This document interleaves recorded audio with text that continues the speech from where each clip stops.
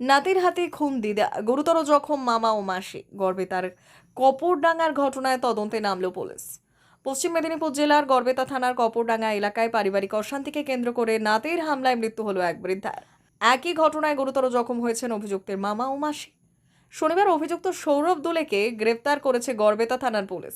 ঘটনাকে ঘিরে এলাকা জুড়ে ব্যাপক চাঞ্চল্যের সৃষ্টি হয়েছে। স্থানীয় সূত্রে জানা গিয়েছে, প্রায় 4 বছর ধরে মামা বাড়িতেই থাকতেন সৌরভ দুলে। শুক্রবার গভীর রাতে হঠাৎ বাড়ি থেকে চিৎকার চেঁচামেচি শব্দ শুনে প্রতিবেশীরা ছুটে আসেন। তারা দেখতে পান রক্তাক্ত অবস্থায় আভা দুলে প্রাণ বাঁচানোর জন্য সাহায্য চাইছেন। বাড়ির ভেতরে ঢুকে নিদ্রা দুলে ও শিবু দুলেকে রক্তাক্ত অবস্থায় পড়ে থাকতে দেখা যায়। খবর পেয়ে গড়বেতা থানার পুলিশ ঘটনাস্থলে পৌঁছে 3 জনকে উদ্ধার করে হাসপাতালে নিয়ে যায়। সেখানে চিকিৎসকরা নিদ্রা দুলেকে মৃত বলে ঘোষণা করেন। গুরুতর আহত শিবু দুলে ও আভা দুলেকে বাঁকুড়ার সম্মিলনী মেডিকেল কলেজ ও হাসপাতালে ভর্তি করা হয়েছে। বর্তমানে তাদের চিকিৎসা চলছে। পুলিশের প্রাথমিক অনুমান, ধারালো অস্ত্রের আঘাতে এই হামলার ঘটনা ঘটেছে। ঘটনার পরপরই অভিযুক্ত সৌরভ দুলেকে গ্রেপ্তার করা হয়। পুলিশ বাড়িটি সিল করে দিয়ে ঘটনার প্রকৃত কারণ জানতে তদন্ত শুরু করেছে।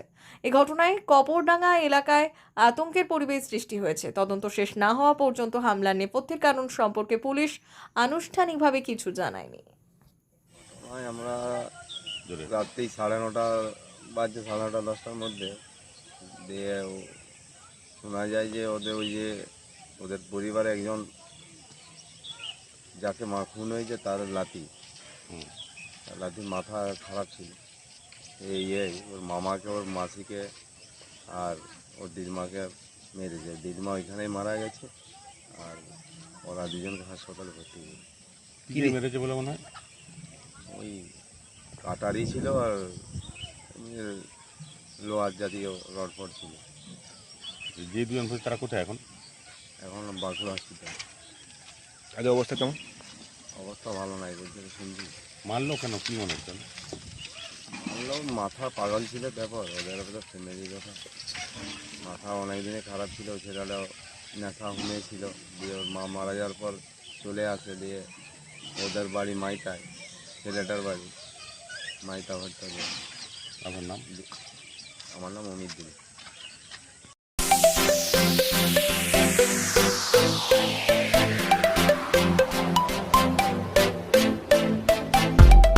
শুভ উদ্বোধন ফারহান ইলেকট্রনিক্স, নারায়ণগড়ে আধুনিক ইলেকট্রনিক্স সামগ্রীর নির্ভরযোগ্য ঠিকানা। আমাদের এখানে পাবেন ফ্রিজ, স্মার্টফোন ও মোবাইল ফোন, এলইডি ও LCD TV, washing machine, water purifier, air cooler, camera, printer এবং অন্যান্য সকল ধরনের ইলেকট্রনিক্স সামগ্রী। আকর্ষণীয় সুবিধা, 0% ইন্টারেস্ট সহজ ইএমআই এর সুবিধা, সবার জন্য লোনের ব্যবস্থা, সুলভ মূল্যে বিশ্বস্ত ব্র্যান্ডের পণ্য, দ্রুত ও সহজ ফাইন্যান্স অনুমোদন, প্রোপাইটার শেখ সাদেক আলী। সবার জন্য লোন, সবার হাতে ফোন। আজই চলে আসুন ফারহান ইলেকট্রনিক্সে এবং নিয়ে যান আপনার পছন্দের ইলেকট্রনিক্স পণ্য সহজ কিস্তিতে।